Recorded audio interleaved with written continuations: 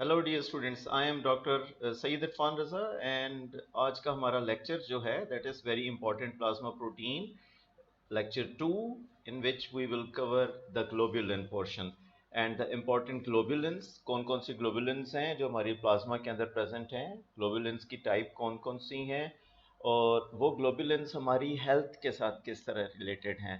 This is what we will discuss in this lecture, and that's this lecture is going to be very important examination point of view से as well. So I request you to please आप इसको till and सुने. Layman language के अंदर कुछ questions in routine life हमें सुनने को मिलते हैं. कुछ लोग हमसे बहुत स्ट्रेट अवे ये क्वेश्चन करते हैं कि weather I am suffering from any cardiovascular issue, that is क्या मुझे कोई दिल की तकलीफ तो नहीं है.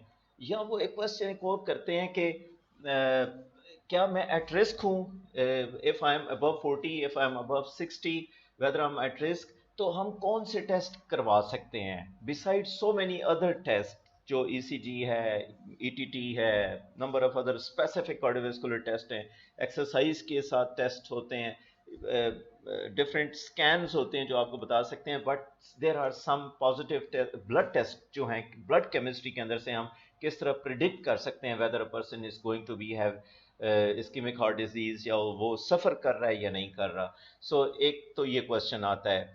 दूसरा एक रूटीन लाइफ के अंदर ये आता है कि my father, my mother, even youngsters जो हैं वो कहते हैं मेरी उंगलियों में, मेरे हाथों, मेरे घुटनों में दर्द होता है, मेरे जॉइंट्स के अंदर पेन होता है, weather I am suffering from arthritis. क्या मुझे कोई आर्थराइटिस तो नहीं है, जैसे आप इस फिगर के अंदर देख रहे हैं कि weather I am suffering from arthritis. या एक और कॉमन क्वेश्चन ये आता है कि कौन से टेस्ट परफॉर्म किया जाए कि क्या मुझे कोई इन्फेक्शन इस वक्त है या नहीं है. इन्फेक्शन के कुछ क्लिनिकल मैनिफेस्टेशंस होती हैं. जब भी बॉडी के अंदर इन्फेक्शन होगा या बॉडी के अंदर इन्फ्लेमेशन होगी, इन्फ्लेमेशन क्यों होगी उसकी एक टोटली अलग केमिस्ट्री है. उसकी केमिस्ट्री से रिलेटेड ये है कि कौन से साइटोकाइंस हैं, कौन से इंटरल्यूकन मार्कर्स हैं जो एक्टिवेट हो जाते हैं जब भी कोई एंटीजन, कोई भी जर्म हमारी बॉडी के अंदर जाता है. तो वो और फिर उसके रिजल्ट में हमें फीवर हो सकता है, उस रिजल्ट में डिफरेंट अदर क्लिनिकल मैनिफेस्टेशन आ सकती हैं. लेकिन क्या हमें अगर बॉडी के अंदर कोई भी सिस्टमिक इन्फ्लेमेशन है साइनोवाइटिस की वजह से, या कोई भी बॉडी के अंदर स्वेलिंग है, इन्फ्लेमेशन है, तो हम कौन से टेस्ट करवा सकते हैं. हमारे लंग्स के अंदर कोई इशू है, जैसे लंग्स के अंदर एल्वोलर स्पेसेस जो है, एल्वोलाई जो है ब्लॉक हो जाए, हाइपर डिस्टेंशन हो जाती है, हाइपर इन्फ्लेटेड लंग्स जिसे हम कहते हैं, या डिस्टेंडेड लंग्स कहते हैं, इसके चेकअप के लिए एक को कॉमन टेस्ट ऐसे हैं. देन हमारी सोसाइटी के अंदर डियर स्टूडेंट्स एक और बहुत कॉमन जो चीज़ है वो ये है कि स्मोकर्स जो होते हैं, हम उन्हें ये कहते हैं कॉमन सोसाइटी के अंदर, यूनिवर्सिटीज़ के अंदर, कॉलेजेस के अंदर, हमारे अपने पेरेंट्स हैं, हमारे अपने रिलेटिव्स हैं, वो कहते हैं हम तो 10 साल से सिगरेट पी रहे हैं, हमें क्या होना है. तो क्या ये सिगरेट जो है, मुझे तो अभी तक इसने ना लंग कैंसर की है, कहा जाता है जी सिगरेट नोशी सेहत के लिए मुज़र है, ये कैंसर काज करती है, मुझे तो कोई कैंसर नहीं हुआ. फिर एक और क्वेश्चन ये आता है, अच्छा जी मैं सिगरेट पीता हूँ तो क्या इसका मेरे ऊपर कोई नेगेटिव इफेक्ट है या नहीं है. तो हम फिर एक मेडिकल पर्सपेक्टिव की नज़र से देखेंगे कि क्या अगर स्मोकिंग हम करते हैं तो उस स्मोकिंग का हमारी सेहत के ऊपर कोई इफेक्ट होता है या नहीं होता. These are some few common questions जो हम इस लेक्चर के अंदर देखेंगे. एक तो लेक्चर जिस वक्त हम प्रॉपरली स्टार्ट करेंगे तो जो लेमैन है, अदर देन मेडिकल स्टूडेंट्स हैं, अगर वो भी मेरा लेक्चर सुन रहे हैं तो उनके लिए थोड़ा सा हम साथ साथ एक लेमैन की लैंग्वेज में भी बताते रहेंगे. But medical point of view से जो मेडिकल स्टूडेंट्स हैं, they will write down the important points, only important points we will discuss, not the bookish language. MCQs based आप स्टडी कह सकते हैं या पॉइंट वाइज स्टडी आप कह सकते हैं, जिसको जस्ट आप एक दफ़ा देखेंगे and you can remember the things, you can memorize the things comparatively easy. But before going, and at the end of this lecture, ये जो क्वेश्चंस हैं, जो मुख्तलिफ क्वेश्चंस हमने कहा, कार्डियोवैस्कुलर इशू है, आर्थराइटिस है नहीं है, कोई इन्फ्लेमेशन बॉडी के अंदर कोई इन्फेक्शन है या नहीं है, या स्मोकिंग का हमारी बॉडी के ऊपर क्या इफेक्ट होगा, लेक्चर के दौरान डेफिनेटली हम ये चीज़ें डिस्कस करेंगे. लेकिन एट द एंड एक स्लाइड ऐसी होगी जिसमें हम डिफरेंट टेस्ट आपको बताएंगे कि आप ये टेस्ट करें तो you can check yourself, go to the lab and do some test. You will get some information about your body कि आपको क्या कोई इन्फेक्शन है या नहीं है. लेकिन students, before proceeding to the next lecture, that is this lecture, हम जो प्रीवियस लेक्चर 1 था उसके अंदर कुछ इंपॉर्टेंट पॉइंट्स थे, हम उसको एक दफ़ा रिवाइज करना चाहेंगे। ओनली वन स्लाइड और ओनली टू स्लाइड्स, उसके अंदर वो रिवीजन आपको याद हो जाएगी। It will be easy for you to remember only those points. If even if अगर आपने वो पूरा लेक्चर नहीं सुना, just remember these points. Examination point of view के लिए आपके लिए ये इंपॉर्टेंट होंगे। So the number before the start of this lecture, I request you to listen this. Let's have a short revision of the lecture 1, जो कि हमने albumin के ऊपर दिया था। प्लाज्मा प्रोटीन लेक्चर 1 एल्बुमिन में, इसका हम रिवीजन सेशन लेना चाहते हैं। So the number 1 point was the total volume of the blood in an adult is 4.5 to 5 liter. This was the number 1 important point. Number 2 is plasma protein is in the total blood, we have a plasma and we have a serum. In the plasma, total जो blood के अंदर plasma है, if we have a 1 liter, then in 1 liter 50 to 60% is plasma. Hematocrit, what are hematocrits? कौन बताएगा? What are hematocrit? Hematocrit is that packed cell volume, which is 45%, right? ये हमने last time पढ़ा था. Plasma protein can be separated by electrophoresis. And दूसरा method कौन सा था? Salting out method. Yes, this was the old one. So the next point is major plasma proteins are कौन कौन सी थी? Albumin, globulin and fibronectin. एक question आगे मैं ये भी करूंगा कि इनकी कितनी कितनी परसेंटेजेस थी. That is more important question, right जी? Major formed elements are, formed elements कौन से होते हैं? पैक्ड सेल वॉल्यूम के अंदर एक तो लिक्विड पोर्शन है, दैट इज प्लाज्मा, वो तो 50-60% सेपरेट हो गया। 45% जो हमारे पास है वो पैक्ड सेल वॉल्यूम है। एंड वो पैक्ड सेल वॉल्यूम के अंदर हमने एक वीडियो, एनिमेटेड वीडियो देखी थी, जिसके अंदर हमने कहा था these are the WBCs, RBCs and platelets. Then the next important point from the previous lecture is electrophoresis can be used to diagnose diseases. 3 common diseases बताएं। Now मैंने तो मैसेज इसके अंदर नहीं मेंशन किया। If you can memorize, can you memorize? Yes, these common diseases are multiple myeloma, acute infection, primary immune deficiencies and nephrotic syndrome. In cases के अंदर जो ये प्रोटीन्स हैं, इनको हम इलेक्ट्रोफोरेसिस से सेपरेट कर सकते हैं। और इलेक्ट्रोफोरेसिस क्या चीज थी? Electrophoresis is an operators and a technique जिसके अंदर जेल थी, हमने उसके अंदर वेल्व्स थे, हमने पेशेंट सैंपल के अंदर से प्रोटीन, पहले हमने प्लाज्मा सेपरेट किया, फिर हमने प्रोटीन सेपरेट की, उन सेपरेटेड प्रोटीन्स को हमने जेल के ऊपर रन किया। तो जो हेल्दी प्रोटीन्स थी कंपेयर टू हेल्दी प्रोटीन्स, जो पेशेंट्स की प्रोटीन्स थी, वो किस तरह बिहेव करते हैं, तो whether the patient is suffering from that particular disease और नॉट। तो वो कौन कौन सी हैं? Multiple myeloma, acute infection, primary immune deficiencies और then nephrotic syndrome. The next question is what is AG ratio? पहले तो मुझे ये बताएं ना कि एजी रेशो है क्या? Albumin globulin ratio. और ये रेशो कितनी थी? Yes, the answer is right. 1.5 to 1.5, 1.2 to 1.5 ratio 1। इसको बुक के अंदर ये भी मेंशन हुआ है 1.2 रेशो 1, 1.5 रेशो 1, और आप इस तरह भी मेंशन कर सकते हैं 1.2 to 1.5 ratio 1। Plasma protein making 99%, जो टोटल प्लाज्मा है हमारे पास 50 टू 60% जो ब्लड के अंदर प्लाज्मा है, उसके अंदर से प्रोटीन निकालें तो टोटल जो प्रोटीन इस प्लाज्मा सेक्शन से निकलेंगी, उसका 99% जो प्रोटीन्स हैं बना रही हैं दीज वर द 3 प्रोटीन्स। कौन कौन सी थी?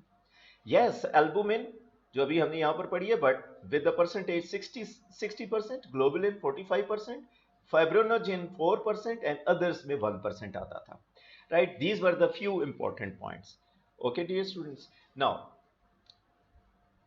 नेफ्रोटिक सिंड्रोम क्या चीज है? नेफ्रोटिक सिंड्रोम हमने लास्ट टाइम पढ़ा था। Albumin is 60% of the total protein, last time पढ़ी थी। प्लाज्मा एल्बुमिन कितना है, इसकी कॉन्सेंट्रेशन कितनी है, फ्यू अदर, ये तकरीबन 7 to 8 अदर पॉइंट्स होंगे जो प्रीवियस लेक्चर से हैं, and these values you should learn. 3.5 to 5 ग्राम पर डीएल। अच्छा, एल्बुमिन का हमने सिर्फ प्लाज्मा कॉन्सेंट्रेशन ही मेंशन नहीं की, एल्बुमिन से रिलेटेड 3-4 पॉइंट्स थे। If you are unable to understand or if you are unable to learn from book, you can just revise or go through these points. 3.5 to 5 gram per dl, yes, 550 585 amino acids थे और albumin के, और इसमें total disulphide bonds कितने थे? 17, और इसका total molecular weight कितना था 69,000 डाल्टन और 69 kilo Dalton. Exactly right.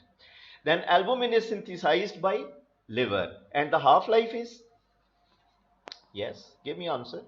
Half life of albumin is 20 days. And one of the student questioned YouTube के ऊपर last lecture में कि what is meant by the half life. Half life is a life जिसमें albumin, if it is present in the plasma portion, in the liquid portion of the blood, yes, तो इसके अंदर जो half of the protein है वो denature हो जाएगी and half of the protein will remain there. So this is known as half life of the plasma, which is 20 days. That is, अगर 100 molecules albumin बनते हैं तो 50 molecules जो वो denature या decompose हो जाएंगे and 50 molecules will remain there और 50 molecules another शॉर्ट टाइम के अंदर वो भी डिसअपियर हो जाएंगे और ये new albumin and old albumin की एक रेशो बनी रहती है. The total concentration is 12 gram per day which is 25% of the hepatic protein. What is hepatic protein? जो प्रोटीन लिवर बना रहा है, that all those proteins are known as 25 hepatic proteins और उसका 25% जो टोटल प्रोटीन लिवर बनाता है जिसमें और नंबर ऑफ अदर प्रोटीन्स हैं उसमें उसका 25% जो है वो एल्बुमिन है. राइट जी. एल्बुमिन फंक्शंस कौन कौन से थे जी स्टूडेंट्स, कौन बताएगा albumin functions? Write down the albumin functions. Number 1 nutrition, number 2 osmotic pressure, number 3 transport, number 4 buffer. अच्छा, एक स्टूडेंट या एक I don't know whether she was my student और not, she asked a question on the YouTube message के अंदर कि अ person, उनके कोई मामू थे, he was suffering from diabetes, तो उनकी रेटिनाइटिस जो रेटिना है वो डैमेज हो गया था. प्रोलॉन्ग डायबिटीज जो है वो नेफ्रोपैथी, रेटिनोपैथी, न्यूरोपैथी काज करती है, तो रेटिनोपैथी उनको हुआ, प्रोलॉन्ग डायबिटीज काज करती है, तो उनका रेटिना के अंदर कोई लिक्विड एक्यूमुलेशन होगी. तो कहते हैं whether it is related to the osmotic pressure और not. That was a very good question जो हम इसका आंसर देंगे. देन लो एल्बुमिन हाइपोएल्बुमिnemia जो है, it is related with, it will cause edema, that is हमने कहा था lower legs या lower limbs या upper limbs के अंदर भी edema, especially lower legs के अंदर calf muscles और feet जो है उसमें edema होता है. हमने उसके अंदर pictures क्वाशकिर सिंड्रोम दिखाई थी, प्रोटीन मेल न्यूट्रिशन की वजह से जो काज होता है. हाइपोएल्बुमिnemia रिलेटेड डिजीजेस कौन कौन सी हैं? Osmotic pressure, malnutrition, nephrotic syndrome, liver cirrhosis and edema. In nephrotic syndrome क्या होता है? माइक्रोएल्बुमिनुरिया, दैट इज यूरिन के अंदर जो एल्बुमिन पास ऑन हो जाती है 30 to 300 milligram per DL. Future risk of renal failure, यानी कि if urine is having, urine analysis आप करते हैं, यूरिन डिटेल एनालिसिस आप करते हैं, not the routine examination, that is RE नहीं, डिटेल आप उसकी एनालिसिस केमिस्ट्री करवाते हैं, तो उसमें if the albumin is present there along with some other proteins, तो हम कहते हैं कि patient is going to be having some renal disorders या renal failure की तरफ patient जा रहा है. राइट जी. Administered in burns and hemorrhages. Whenever albumin will be administered, यानी कि हम उसको therapeutics में देंगे orally या IV में, burns या hemorrhage के conditions के अंदर. These were some important points from the previous lecture, and now let's start from the today's lecture. I hope these important points will help you in memorizing things. Now the second portion is from the globulin, and the globulin constitute several proteins that are separated into 4 bands. That is, अगर आपके पास plasma है उसमें से globulin को extract करें, globulins को अगर हम इलेक्ट्रोफोरेसिस के ऊपर रन करते हैं, तो ये जो ग्लोबुलिन्स हमने यहाँ पर लोड की थी, after applying electric voltage you will get 4 different bands. Number 1 albumin, alpha globulin. Albumin तो सेपरेट होगी, हम इसको रीड कर चुके हैं, हम इसकी स्टडी कर चुके हैं. नाउ अल्फा ग्लोबुलिन के 2 बैंड्स आएंगे, alpha and beta globulin, then beta globulin, gamma globulin, and some other proteins you will find here. So we can define that globulin is the composition of protein which is composed of 4 different proteins. Number 1 is alpha 1 antitrypsin. Number 2, yes, alpha 2 macroglobulin. या इसको हम सेरेलोप्लाज्मीन भी कहते हैं। Number 3 is यहाँ पर जो आया बीटा ग्लोबुलिन या इसको बीटा ट्रांसफेरिन भी कहते हैं। Then we have gamma globulin या इसको हम इम्यूनोग्लोबुलिन भी कहते हैं। इम्यूनोग्लोबुलिन को हम सेपरेट पढ़ेंगे, इनकी डिफरेंट टाइप्स हैं, IGG, IGA, delta, gamma, epsilon वगैरह डिफरेंट टाइप्स हैं। ओके स्टूडेंट्स, इस स्लाइड के अंदर we studied about that globulin is composed of और comprises of 4 different proteins, antitrypsin, macroglobulin, transferrin and globulin. तो globulin, gamma globulin which is immunoglobulin, right ji.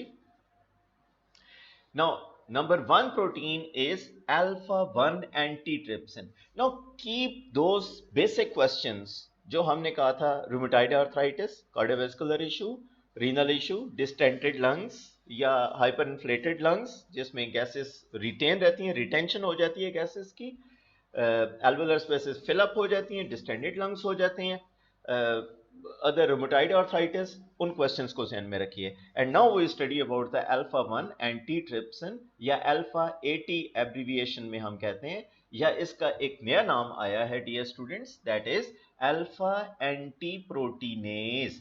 And we have different facts about antitrypsin which you should remember. Number 1 is that antitrypsin is 399 amino acid glycoprotein. That is, antitrypsin is a glycoprotein and the total number of amino acid in anti-alpha 1 antitrypsin is 394 amino acids. The second important fact about this protein is its molecular weight is 54,000 Dalton or 54 kilodalton. Then its normal range in plasma is 200 milligram per dl. Then it is a serine protease inhibitor. This is something very important. This enzyme that is serine protease in an oxidase inhibitor है, ये वो enzyme है जो macrophages को, हमारे immune cells को activate करता है, सिग्नलिंग कास्केड स्टार्ट करता है, और हमारे जब भी बॉडी के अंदर इन्फेक्शन होता है तो जो हमारे हेल्दी सेल्स हैं, अदर सेल्स हैं, उनको भी मैक्रोफेजेस जाकर डैमेज करती हैं, या इन्फेक्टेड सेल्स को मैक्रोफेजेस जाकर डैमेज करेंगी और इन्फ्लेमेशन काज होगी। तो इन्फ्लेमेशन के अंदर एंटीट्रिप्सिन आएगी। Antitrypsin will along with the tyrosine, there must be tyrosine, TYR, it's a mistakenly tryptophan mention हो गए, टायरोसिन के साथ मिलके ये एलास्टेज एंड अदर प्रोटीएसेस जितने भी हैं उनको इनहिबिट कर देगी। सो बेसिकली एंटीट्रिप्सिन की 4 मेन प्रॉपर्टीज है, फैक्ट्स हैं। Number 1, 394 amino acid, 54,000 Dalton, normal range is 200 milligram per dl, it is an inhibitor. Inhibitor किस चीज का? Serine protease, right. Now dear students, alpha 1 antitrypsin clinical significance इसकी क्या है? Why we are studying about antitrypsin, alpha 1 antitrypsin और alpha 80 abbreviation है इसकी। अगर इसमें 5% ऑफ एम्फिसेमा केसेस जितने भी हैं, what is emphysema? Emphysema is distended lungs, it is related to lungs, distension of lungs cause होती है, या निमोनिया या कोई इन्फेक्शन अगर है तो उसमें 80 डेफिशिएंसी हो जाएगी। 80 डेफिशिएंसी से मुराद क्या है? दैट इज एंटीट्रिप्सिन डेफिशिएंसी अगर होगी तो एम्फिसेमा काज होगा। 80 डेफिशिएंसी होगी तो एम्फिसेमा काज क्यों होगा? The question and the answer is कि डिस्टेंडेड लंग्स जिस वक्त होंगे, या अगर आपकी गैसेस रिटेंशन हो रही है, हाइपर इन्फ्लेटेड लंग्स हैं, तो उसमें 80 डेफिशिएंसी में क्या होगा? बिकॉज इसने सीरीन प्रोटीएज को, फॉर एग्जांपल अगर निमोनिया हो गया या कोई और इन्फेक्शन हो गया तो वहां पर इन्फ्लेमेशन होगी, तो 80 डेफिशिएंसी ने जाकर सीरीन प्रोटीएज को इनहिबिट करना था। Now if there is deficiency of alpha 80, that is antitrypsin, तो सीरीन प्रोटीएज इनहिबिट नहीं होंगे और मैक्रोफेजेस और वो कास्केड सिस्टम सारा एक्टिवेट हो जाएगा, that will damage more lungs. So abnormal distension of lungs by air, this is known as emphysema. And total emphysema का जो 5% ऑफ एम्फिसेमा केसेस हैं, these are related, that is if we have 100 cases किसी hospital में emphysema के आते हैं distended, distension of lungs के साथ आते हैं, तो उसमें से 5% are related due to AT deficiency, that is antitrypsin deficiency. It means 95% of the cases of emphysema are related to some other clinical conditions. Associated with pneumonia. Pneumonia में कैसे? Increased macrophages to release elastase. Elastase that is oxy, elastase की value increase हो जाएगी. Elastase an enzyme that damage lungs. तो macrophages जो हैं वो जहां जहां पर निमोनिया इन्फेक्ट करेगा सेल्स को, मैक्रोफेजेस जाकर लंग्स को damage. And the same was happening in कोविड-19 एज वेल. तो कोविड-19 was not a bacteria, it was a viral disease. तो वहां पर भी जाकर मैक्रोफेजेस डैमेज करते थे. तो आपको जैसे कहते आपकी बॉडी को का immune system, students, and the layman language के अंदर मैं आपको ये बात बताना चाहता हूँ. कोरोना के ऊपर हम डिफरेंट लेक्चर्स जो है मैंने रिकॉर्डेड है, मैंने अपलोड करने हैं, मैं आपको बताऊंगा. लेकिन इसमें जब भी कोविड-19 इन्फेक्शन होगा and when you will recover, तो आपकी सर्कुलेशन के अंदर सर्कुलेटरी एंटीबॉडीज आ जाएंगी अगेंस्ट कोविड-19 स्पेसिफिकली. तो एक साइटोकाइन स्टॉर्म आएगा. साइटोकाइन स्टॉर्म के अंदर भी यही हो रहा था कि आपके normal healthy cells along with the infected cells जो है वायरस ने डैमेज, जहां जहां वायरस किया था वो डैमेज हो रहे थे. तो आपकी डिस्टेंशन हो रही, रिटेंशन हो रही थी, normal circulation, oxygen carrying capacity कम हो, क्लॉट्स बनना शुरू हो गए थे. This is one of the theory because it's a new disease. तो researchers are working on it. And the old theory या along with that थ्योरी कि आपके नॉर्मल सेल्स कोविड-19 डैमेज कर रहा था और उसमें यही मैक्रोफेजेस एलास्टेज को एक्टिवेट कर रहे थे और नॉर्मल सेल या इन्फेक्टेड सेल्स भी डैमेज हो रहे थे लंग्स के, और लंग्स डैमेज हो रहे थे. But the new theory is that कोविड-19 is producing some clots, blood clot. इसी वजह से आजकल के रूटीन जो एक मेडिकेशंस हैं उसमें एंटी क्लॉटिंग फैक्टर्स जैसे लोप्रीन है या डिस्प्रीन है, ये भी प्रोवाइड की जाती है. That is something different. We are not discussing कोविड-19 here. We are only focusing here on antitrypsin. So antitrypsin deficiency will cause emphysema, and total of the emphysema cases के अंदर से 5% of the emphysema cases are due to AT deficiency, right ji? Associated with pneumonia, macrophages में होगा. Now the question was, एक question ये था smokers की तरफ से, और वो क्वेश्चन क्या था कि मैं तो स्मोकिंग करता हूं and smoking is not affecting me. Smoking is not affecting me. Smoking मुझे कैंसर काज नहीं कर रहा, स्मोकिंग मेरे हार्ट को कुछ नहीं कह रहा. Why I leave smoking? तो उनके लिए मेडिकल पर्सपेक्टिव क्या है कि एंटी ट्रिप्सिन जो है which is helping us, which is saving our lungs, in other words we can say. तो स्मोकिंग क्या काज करती है कि इस प्रोटीन का अमाइनो एसिड 258 पोजीशन के ऊपर एक अमाइनो एसिड है जो क्या है, मेथियोनीन. कौन सी प्रोटीन है? Alpha 1 antitrypsin. इसका अमाइनो एसिड नंबर कौन सा है? 258, मेथियोनीन. इसको ऑक्सीडाइज कर देती है स्मोकिंग. अब इसका मेथडोलॉजी क्या है, we are not going in detail. Smoking will only oxidise the amino acid methionine at position 258 of this protein, that is antitrypsin. So antitrypsin oxidise होकर मेथियोनीन सल्फॉक्साइड बनाएगी जो कि इनएक्टिवेट कर देगा प्रोटीएजेस को. प्रोटीएजेस को, जितने प्रोटीएजेस हैं वो, जितने एंटीट्रिप्सिन्स हैं मुख्तलिफ और प्रोटीएजेस हैं, उनको इनएक्टिवेट कर देगा. सो आपका सारे का सारा सिस्टम डैमेज होने का, और इसी वजह से लंग इन्फेक्शन, लंग डिजीजेस काज होंगी. The second clinical significance of antitrypsin or alpha 80 is that its deficiency and the liver disease. That was the antitrypsin का पहला important point क्या था clinical significance में? Emphysema, which is related to lungs. Second is related to liver disease. तो हम कहते हैं accumulation of mutant alpha 80. Now what is mutant alpha 80? मैं आपको बताता हूँ. म्यूटेंट अल्फा 80 है कि एंटीट्रिप्सिन उसके अंदर कोई म्यूटेशन हो जाए, उसके अमाइनो एसिड में कोई चेंज आ जाए. तो व्हाट विल हैपन, जो लिवर डिसऑर्डर्स हैं उनमें क्या होता है कि एक्यूमुलेशन ऑफ एंटीट्रिप्सिन के एग्रीगेट्स बन जाएंगे. दैट इज वहां पर थोड़े से गुच्छे से बन जाएंगे एग्रीगेट्स ऑफ, और वो वर्किंग प्रोटीन्स नहीं होंगी, एग्रीगेट्स बन जाएंगे.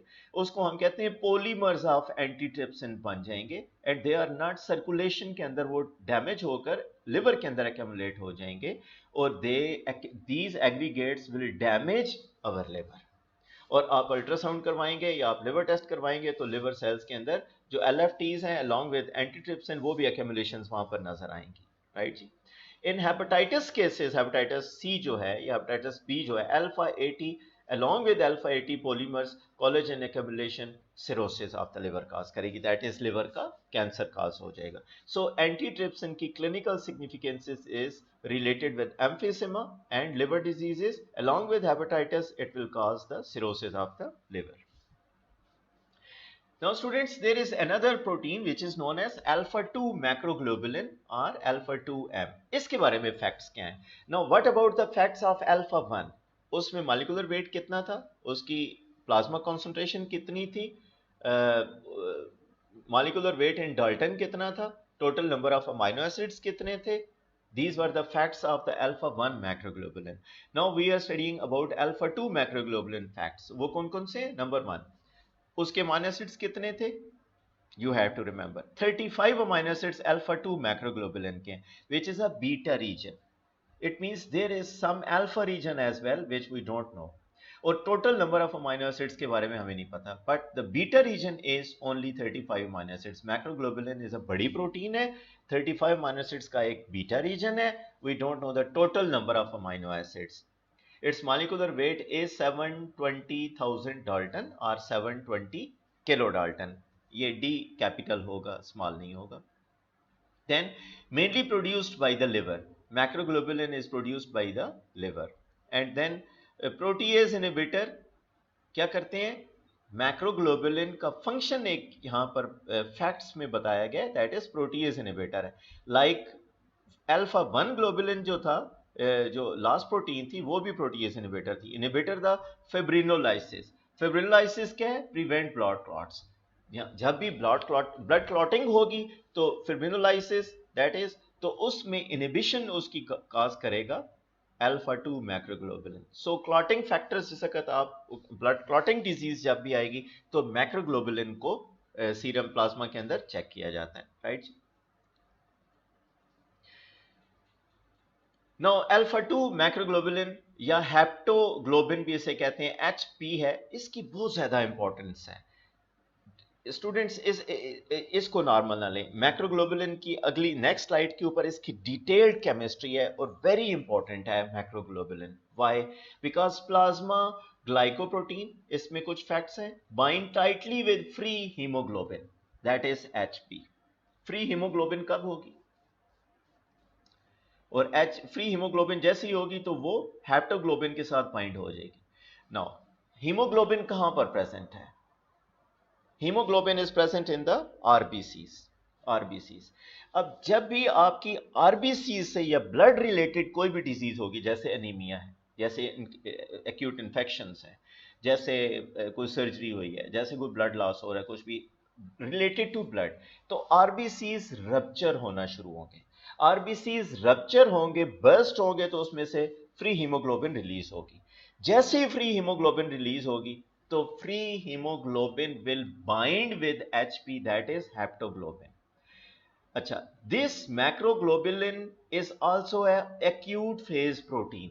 एक्यूट फेज प्रोटीन एक बहुत बड़ी प्रॉपर्टी है इसकी, this is an acute phase protein. ये टाइटली बाइंड वाला कॉन्सेप्ट आपको मिल गया। फ्री हीमोग्लोबिन कहां से आ रही है? आरबीसी से। आरबीसी की लाइफ एंड होगी, आरबीसी रप्चर होंगे, हेप्टोग्लोबुलिन के साथ फौरन बाइंड हो जाएगी। क्यों बाइंड होती है ये अभी हम देखते हैं, this is a question, right जी। दिस इज एक और इंपॉर्टेंट प्रॉपर्टी, इसकी फैक्ट्स ये है कि एक्यूट फेज प्रोटीन है। What is acute phase protein? Acute phase proteins, जिस वक्त आपकी बॉडी के अंदर इंफेक्शन होंगे, जिस वक्त आपकी बॉडी के अंदर निमोनिया है, जिस वक्त आपकी बॉडी के अंदर इन्फ्लेमेशन है, जिस वक्त आपकी बॉडी के अंदर रूमेटॉइड आर्थराइटिस, कोई भी एक्यूट फेज अगर आएगा तो उसमें कुछ प्रोटीन का लेवल इंक्रीज हो जाएगा। This is known as positive acute phase protein. वो कौन कौन सी हैं एक और स्लाइड में पढ़ेंगे। There are some proteins which are, जिनका डाउन रेगुलेट हो जाती हैं, जिनका लेवल कम हो जाता है, these are negative acute phase protein, जो हम नेक्स्ट स्लाइड में आएंगे। यहां पर मैक्रोग्लोबुलिन की प्लाज्मा रेंज है 35 milligram to 200 milligram per DL। Inflammatory condition के अंदर ये वैल्यू रेज हो जाएगी। So if you have an inflammation in your body, swelling हो रही है, चाहे वो आरए की वजह से, रूमेटाइड आर्थराइटिस है, लंग्स डिजीज की वजह से, कोई और इन्फेक्शन है, तो उसमें आप मैक्रोग्लोबुलिन को भी देख सकते हैं, right. Prevent the loss of free haemoglobin from kidney. Now अब आपको समझ हो गया होगा कि फ्री हीमोग्लोबिन जहां पर जो रिलीज हुई थी आरबीसी से, आरबीसी रप्चर होगा जिस वक्त, तो हीमोग्लोबिन रिलीज होगी। Haemoglobin will bind with HP, that is haptoglobin, तो इसका मॉलिक्यूलर वेट इंक्रीज हो जाएगा। दैट इज फ्री हीमोग्लोबिन का मॉलिक्यूलर वेट है 55,000 Dalton. Now the question is कि फ्री हीमोग्लोबिन को इसके साथ बॉडी क्यों कंबाइन करना चाहती है। एक क्वेश्चन है कि फ्री हीमोग्लोबिन जो आरबीसीज बर्स्ट हुए थे, 90 डेज उसकी लाइफ पूरी होगी, कोई और इन्फेक्शन हुआ, ब्लड से रिलेटेड इन्फेक्शन, कोई इन्फेक्शन हुआ है, तो आपके पास जो फ्री हीमोग्लोबिन प्रेजेंट है ब्लड के अंदर सर्कुलेशन में आई, तो फ्री हीमोग्लोबिन को हेप्टोग्लोबिन के साथ बाइंड क्यों किया जाता है। द इशू इज कि फ्री हीमोग्लोबिन जो है एचबी, उसका मॉलिक्यूलर वेट है 65,000 डाल्टन और 65 kilo Dalton, which can pass through the glomerulus, और यूरिन के अंदर से जाकर वो पास ऑन हो जाएगी, तो आपकी यूरिन के अंदर हीमोग्लोबिन आना शुरू हो जाएगा। और haemoglobin is a very important protein which is synthesised by the liver. तो हीमोग्लोबिन को बनाने के लिए how much amount of amino acids are required, वो सारे अमाइनो एसिड भी लॉस हो जाएंगे। And one of the very important thing, जिस अगर हीमोग्लोबिन लॉस होगा तो उसके अंदर सेंट्रल मेटल एटम कौन से, आयरन, आयरन लॉस भी हो जाएगा। सो हीमोग्लोबिन से आपके अमाइनो एसिड लॉस के साथ एक और लॉस भी हो रहा है, दैट इज आयरन। तो आयरन इनटेक आपका और उसकी एब्जॉर्प्शन इंटेस्टाइन ड्यूडिनम से पहले ही कम है। व्हाट विल हैपन कि आयरन डेफिशिएंसी होगी, अमाइनो एसिड डेफिशिएंसी होगी, एंड यूरिन के साथ प्रोटीन यूरिया होगा, दैट इज यूरिन के साथ प्रोटीन्स भी आएंगे, और प्रोटीन कौन सी होगी, एचबी। नाउ हेप्टोग्लोबुलिन क्या करती है, haptoglobin HB that is haemoglobin के साथ बाइंड होकर इसके मॉलिक्यूलर वेट को इंक्रीज कर देती है। नाउ इसने फ्री ग्लोबुलिन को, हीमोग्लोबिन को अपने साथ बाइंड कर लिया, और वो टाइटली बाइंड करेगी सो दैट उसको रिलीज भी ना करे और यूरिन के अंदर से पास ऑन होने से बचाएगी। So this concept is something different. यहां पर आप देखें कि 65,000 डाल्टन था, 65,000 डाल्टन था। नाउ व्हेन हीमोग्लोबिन आयरन के साथ, हेप्टोग्लोबिन के साथ बाइंड होती है, haemoglobin along with the iron, इस आयरन को भी हमने सेव किया, इस हीमोग्लोबिन को भी हमने सेव किया। किस तरह, हीमोग्लोबिन को हेप्टोग्लोबिन के साथ बाइंड करवा दिया, और टोटल इसका वेट कितना हो गया, 155,000 dalton from only 65,000 dalton. Now this protein और this complex can not pass through the kidney, और ये यूरिन में नहीं जाएगा। सो in order to save hemoglobin, free hemoglobin, haptoglobin will come in action. It will bind with the hemoglobin and avoid the passage of the free hemoglobin from the kidney to the excretion in the with the urine से उसको block कर देगा। Now the last important point is मैक्रोग्लोबिन की life 5 days है, लेकिन anaemia के अंदर ये लाइफ कम हो जाती है। Now the question is half life of जो हेप्टोग्लोबिन है वो 5 days है, बट इन एनीमिया कंडीशन ये कम हो जाती है। व्हाई? बड़ा कॉमन सा क्वेश्चन है, ये आपका इंटेलेक्ट लेवल भी बताएगा, और if you are interested and if you are listing interestingly, अगर आपके ये टॉपिक है तो then you will tell me कि अनीमिया है क्या। That is low blood level, RBCs Hb कम हो जाएगा, डाउन हो जाएगा, अनीमिया हो जाएगा, आरबीसीज कम हो जाएंगे, टोटल एचबी डाउन हो जाएगा। तो अनीमिया की कंडीशन में इसकी हाफ लाइफ कम हो जाती है। व्हाई? बिकॉज जैसे ही आरबीसीज या तो रप्चर होंगे, अनीमिया होगा, तो हीमोग्लोबिन के साथ हेप्टोग्लोबिन बाइंड हो जाएगी, तो फ्री हेप्टोग्लोबिन आपके ब्लड के अंदर डाउन हो जाएगी। एचबी कॉम्प्लेक्स रैपिडली क्लियर्ड, और 90 इंस्टेड ऑफ 5 days 90 मिनट्स के अंदर अंदर ये complex that is haptoglobin and haemoglobin, it will bind और इसको क्लियर कर दिया जाएगा। तो आपके प्लाज्मा के अंदर से हेप्टोग्लोबिन डाउन हो जाएगा within 90 minutes. And this also shows कि whether the person is suffering from anaemia, whether the person is suffering from any blood disorders जिसमें उसके आरबीसीज रप्चर हो रहे हैं।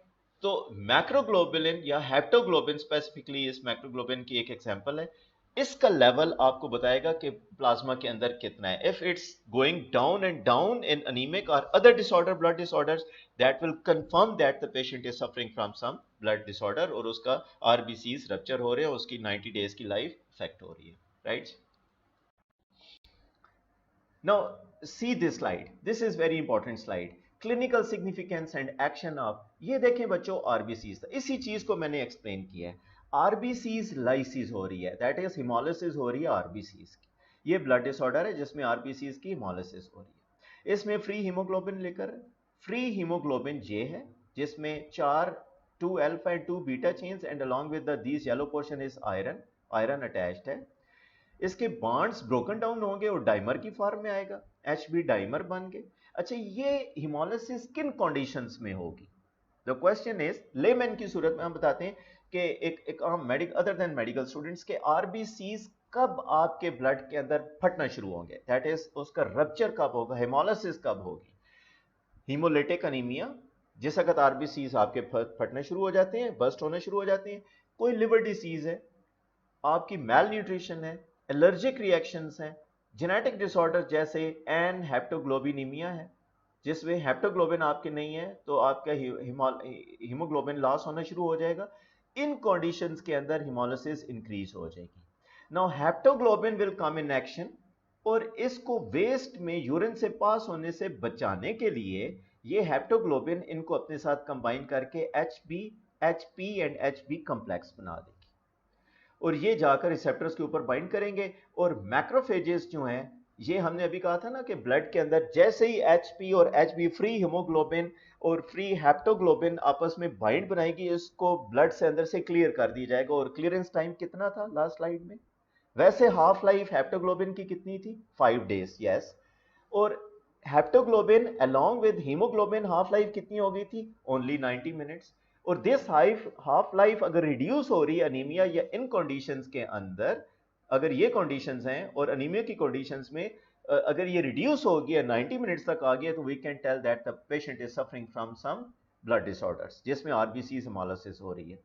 अब हमने कहा था कि हेप्टोग्लोबिन क्लियर हो जाएगी. क्लियर किस तरह होगी, ये क्वेश्चन हमने लास्ट स्लाइड में किया था.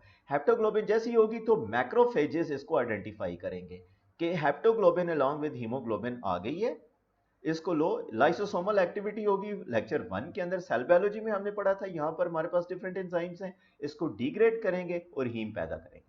This haem will go back to the circulation, यहां पर जाकर इसकी फर्दर डिग्रेडेशन से, हीम डिग्रेडेशन से आपके bilirubin, bile and amino acid release होंगे. राइट.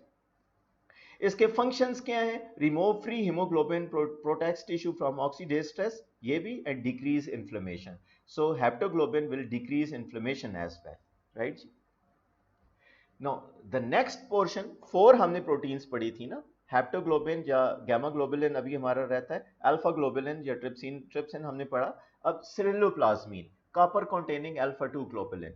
इसमें हमारे पास इसके फैक्ट्स क्या हैं? Molecular weight is 150 dalton, plasma range is 30 milligram per dL, bound with 90% of the blood copper, that is, क्योंकि हमने कहा है कॉपर कंटेनिंग है तो सेलुलोप्लाज्मीन जितनी भी है, या इसको हम सीपी भी कहते हैं, सेलुलोप्लाज्मीन, ये ब्लड के अंदर से कॉपर को अपने साथ बाइंड करके रखेगा. So most of the copper in the circulation जो हमारी एब्जॉर्ब हो रहा है, लास्ट मिनरल्स के लेक्चर में कॉपर के फंक्शंस हमने डिस्कस किए थे, वो कॉपर सेलुलोप्लाज्मीन के साथ बाइंड होगी.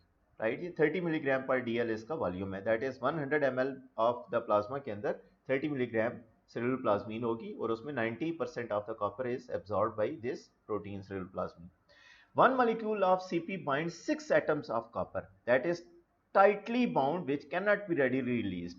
So copper once bind with सेलुलोप्लाज्मीन तो रिलीज नहीं होगी. लेकिन कुछ डिजीज पोर्शंस भी हैं जिसके अंदर सेलुलोप्लाज्मीन और कॉपर की एक्यूमुलेशन हो जाती है. वो कब होती है अभी हम डिस्कस करेंगे. 90% तो यहां पर था स्टूडेंट्स, तो 10% कॉपर कहां पर जाएगा? Remaining 10% of the copper circulation के अंदर जो कॉपर है, that is bound with the albumin. और ये कॉपर दरअसल टिश्यूज को प्रोवाइड किया जाता है. ये टाइटली बाउंड कॉपर है, ये लूजली बाउंड कॉपर है. And whenever there is copper deficiency, body को या टिश्यूज को कॉपर की रिक्वायरमेंट होगी, albumin will release this 10% copper. ठीक है. और ये एक रेशियो रहती है, इमीडिएटली आपकी कॉपर जो है वो एल्बुमिन रिलीज करेगा and more amount of copper can be absorb from the intestine.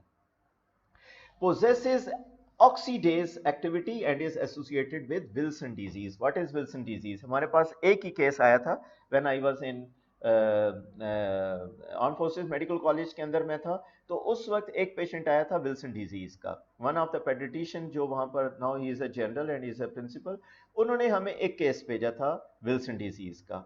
उसमें हमने विल्सन डिजीज के कुछ क्लिनिकल मैनिफेस्टेशंस हमने क्या देखी थी कि स्किन जो है वो इलोंगेट हो जाती है, यानी कि आप स्किन को खींचेंगे यहाँ तक आ जाएगी. कॉपर की एक्यूमुलेशन, रेटिना के ऊपर डैमेज, एक सर्कल बनेगा. लिवर की अगर आप बायोप्सी करेंगे या लिवर की आप स्टडी करेंगे तो वहां पर कॉपर एक्यूमुलेशन बहुत ज्यादा होगी. This is typical example clinical manifestations of the Wilson disease. और उसके अंदर जो जीन के अंदर म्यूटेशन थी वो थी ATPase7B gene. So Wilson disease is also a genetic disorder in which copper is accumulated in the liver. So ceruloplasmin जो है, it is also related with to some extent with the Wilson disease as well. Now plasma transferrin जो है हमारे पास, जिसको हम abbreviation TF करते हैं, this plasma transferrin के कुछ फैक्ट्स हैं, उस फैक्ट्स के ऊपर हम जाएंगे. लेकिन प्लाज्मा ट्रांसफेरिन अप्रोक्सीमेट रेंज जो है इसकी 3 mg मिलीग्राम पर DL है. ये इंटेस्टाइन से एब्जॉर्ब होगी. ये टिश्यू मैक्रोफेजेस प्लाज्मा ट्रांसफेरिन आपको देंगे. मैक्रोफेजेस यहाँ से आरबीसीज मैक्रोफेजेस अभी एचपी के साथ, हीमोग्लोबिन के साथ बाइंड करके मैक्रोफेजेस में गए थे. मैक्रोफेजेस एचपी को डिसोसिएट करेगा, इसको डिकम्पोज करेगा, यहाँ से ट्रांसफेरिन रिलीज करके जो आरबीसीज के अंदर प्रेजेंट है वो 3 मिलीग्राम टोटल पूल जो है उसमें एड अप हो जाएगी. ये प्लाज्मा ट्रांसफेरिन लिवर को प्रोवाइड की जाती है, जहां पर इसकी कॉन्सेंट्रेशन अप्रोक्सीमेटली 1000 मिलीग्राम है. आयरन स्टोर के तौर पर आएगा बिकॉज ट्रांसफेरिन के अंदर iron central metal atom iron होगा. Then this plasma is also transferred to the muscles whenever there is required and 300 milligram muscles के अंदर इसका concentration है. Plasma is also provided from the pool to the bone marrow which is 300 milligram haemoglobin के अंदर bone marrow यहाँ पर present होगा. Right जी. नाउ ग्लाइकोप्रोटीन है transferrin TF, it's a glycoprotein. और कौन कौन सी ग्लाइकोप्रोटीन्स थी? Number 1 protein was also glycoprotein. Molecular weight 76,000 dalton है. Iron transport in the circulation, you can see here the iron transport ये करती है. प्लाज्मा कॉन्सेंट्रेशन इज 3 मिलीग्राम पर, यहाँ पर अभी हमने देखा है 3 milligram per DL. Now acute phase protein जो शुरू में हमने डिस्कस किया था, and there are two types of acute phase protein. One is positive and the other one is negative. Excellent bachcho. So plasma protein level increases during किन condition में plasma protein levels, और वो कौन कौन सी proteins है, increase हो जाएगा.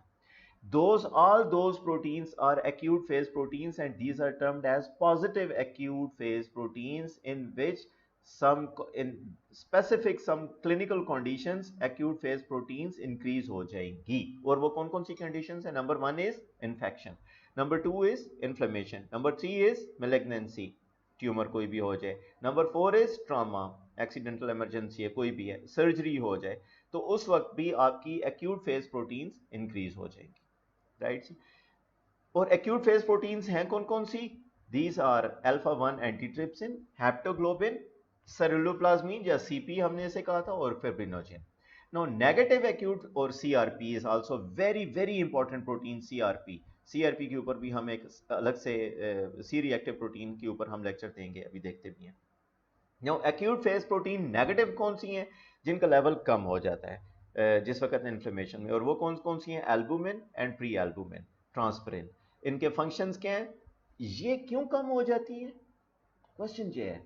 अगर पॉजिटिव ज्यादा हो जाती हैं तो उन्होंने इन्फ्लेमेशन को, उन्होंने इन्फेक्शंस को डील करना है. ये प्रोटीन्स कम क्यों हो जाती हैं? क्वेश्चन ये है. Yes, the answer is because albumin will decrease, pre albumin will decrease, transferrin will decrease, क्योंकि सर्कुलेशन में से ये अपनी प्रोटीन्स को ब्रेकअप करके अमाइनो एसिड पूल को इंक्रीज करेंगी.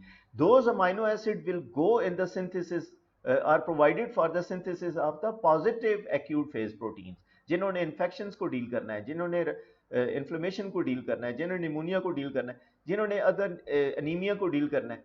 ऐसी कंडीशन के अंदर पॉजिटिव एक्यूट फेज प्रोटीन की सिंथेसिस के लिए ये प्रोटीन्स अपने आप को डीनेचर करके अमाइनो एसिड प्रोवाइड करेंगी. So we say that protein synthesis decreases to save amino acid for the positive acute phase protein that is APP. इधर ये सिंथेसाइज ही नहीं होगी या अगर है तो वो अमीनो एसिड भी प्रोवाइड कर सकती हैं। Now, what are the C-reactive proteins? The most important portion of today's lecture. आप पेशेंट्स जाते हैं रोमेटाइड आर्थराइटिस के साथ, पेशेंट जाते हैं हार्ट कॉर्नरी हार्ट डिजीज के साथ, पेशेंट जाते हैं लंग्स इन्फेक्शन के साथ, पेशेंट जाते हैं प्राइमरी इम्यून डेफिशिएंसी के साथ, हाइपर आईजी जिसे हम हाइज कहते हैं, आईजीई सिंड्रोम के साथ, जिसमें बॉडी के अंदर इन्फ्लेमेशन होती है, जिसमें बॉडी के अंदर फीवर हो सकता है। पेशेंट जाते हैं मेनिंजाइटिस के साथ, तो डॉक्टर्स कहते हैं first of all top of the line जो क्लिनिकल टेस्ट दिया जाता है वो है सीआरपी। कॉर्नरी हार्ट डिजीज के साथ CRP, that is C reactive protein. C stands for specific type of carbohydrate जिस शुगर के साथ ये जाकर सीआरपी बाइंड करती है, राइट जी। CRP is the major component of acute phase protein synthesised by liver, right जी। सो प्लाज्मा कॉन्सेंट्रेशन सीआरपी की नॉर्मल प्लाज्मा कॉन्सेंट्रेशन कितनी है? 1 milligram per DL. it should be less than 1 milligram per dl. If it is 6, 7, 9, 10 milligram per dl, it means the patient is suffering from acute inflammation. Whether that inflammation is due to coronary heart disease, whether the lung infection, whether rheumatoid arthritis, whether hives, whether primary immune deficiency, whatsoever the cause is. Plasma concentration C reactive protein का increase हो जाएगा। क्यों increase होगा वो भी अभी हम देखते हैं। C stands for carbohydrate to which it binds on the capsule of pneumococci, activates immune response through complement cascade, cell phagocytosed जब होगा, cells जब भी phagocytosed होंगे, that is phagocytosis, macrophages आएंगे उनको engulf करके phagocytose कर लेंगे immune response में। Plasma concentration C reactive protein का कितना है? 3 मिलीग्राम पर डीएल, और यहां पर plasma concentration it's a different पर DL, less than milligram per DL हो जाएगी। प्लाज्मा स्पेसिफिकली ब्लड के अंदर ये है, प्लाज्मा के अंदर ये concept, there must be a difference, will see it. HSCRP, that is high sensitivity CRP protein, it is 1 to 3 milligram per dl. In fact, this plasma concentration is of HSCRP, that is high sensitivity CRP, useful for the specifically ischaemic heart disease. Heart disease के अंदर HSCRP check की जाती है। If the patient is from ischaemic heart disease नहीं है तो simple CRP। अगर ischaemic heart disease है, कोई MI हुआ है या आपका कॉर्नरी आर्टरीज जो है उसकी कोई डिजीज, तो doctors will prescribe high sensitivity CRP which is the level should be 1 to 3 milligram per DL। Marker for ischaemic heart disease and rheumatoid arthritis है ये C reactive protein. That's why हमने शुरू में एक क्वेश्चन किया था कि आपको स्ट्रेट अवे कौन सा टेस्ट करवाना चाहिए, आप plasma CRP that is plasma concentration उसकी चेक करें, it should be less than 1 mg पर DL। आपको अभी जो कोविड-19 इन्फेक्शन होते थे उसमें CRP चेक किया जाता था, निमोनिया हुआ, टाइफाइड हुआ, CRP चेक किया जाएगा, रूमेटाइड आर्थराइटिस हुआ, CRP चेक किया जाएगा, कॉर्निया हार्ट डिजीज हुई, CRP चेक किया जाएगा, उसकी स्पेसिफिक हाई सेंसिटिविटी चेक किया जाएगा। So every infection, body primary immune deficiency या हाइज है, CRP चेक किया जाएगा। तो जब भी आपकी बॉडी के अंदर कोई फीवर है, इन्फ्लेमेशन है, CRP को चेक किया जाएगा, राइट जी। नाउ आखिर में हमने कहा था कि एक स्लाइड होगी जिसके अंदर हम ये कहेंगे कि इस्कीमिक हार्ट डिजीज के अंदर high sensitive that is HSCRP, it can predict even ischaemic heart disease कि whether the patient is going to have some high sensitivity CRP की रेंज क्या है, उसके अंदर HSCRP की रेंज क्या है। तो if the patient is with hypercholesterolaemia associated disorders और भी हैं, HDL कितना है, LDL कितना है, उसके साथ in association with all the other clinical markers हम CRP को लेकर प्रिडिक्ट कर सकते हैं whether patient is going to have ischaemic heart disease और नॉट। रूमेटाइड आर्थराइटिस के अंदर CRP को चेक किया जाएगा, निमोनिया, डिस्टेंडेड लंग डिजीज या हाइपर डिस्टेंडेड लंग डिजीज जितनी भी है CRP, एंटीट्रिप्सिन चेक किया जाएगा। लिवर डिजीज के अंदर एंटीट्रिप्सिन और LFTs in association with other clinical markers, LFTs, ALT, AST वगैरह चेक किया जाएगा। अनीमिया, रीनल फंक्शन, इन्फेक्शन के अंदर हेप्टोग्लोबिन को चेक किया जाएगा। इन्फेक्शन, निमोनिया, इन्फ्लेमेटरी कंडीशंस के अंदर एक्यूट फेज प्रोटीन्स को चेक किया जाएगा वेदर इट्स अ पॉजिटिव और negative. So students, thank you for your time.